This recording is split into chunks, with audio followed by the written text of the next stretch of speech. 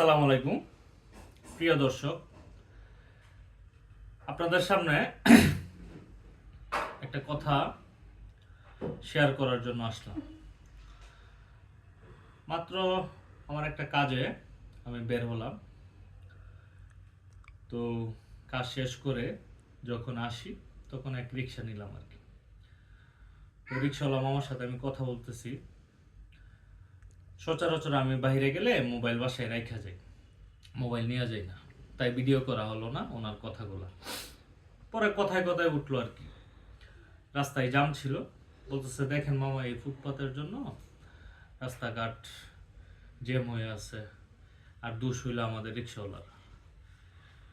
এখন মানুষ বলে যে আগেই ভালো ছিলাম, শেখ হাসিনা ভালো ছিল না, এখন সবাই মিলে ইউনুসকে বসাইলো। ইউনুস কি করতেছে? ইউনুস তো দেশের আরো অবস্থা খারাপ করতেছে। এই সার্বিক বিষয় নিয়ে বলতেছে। তারপর সে একটা সুন্দর একটা কথা বললো যে মামা আমি একটা কথা বলি, আমি তো অশিক্ষিত মানুষ, আগামী 50 বছরেও শেখ হাসিনার মতো একটা নেতৃত্ব বাংলাদেশ পাবে না। মানে আমি এই কথাটা শুই না, আমার শরীরে রুম দাঁড়ায় গেছে।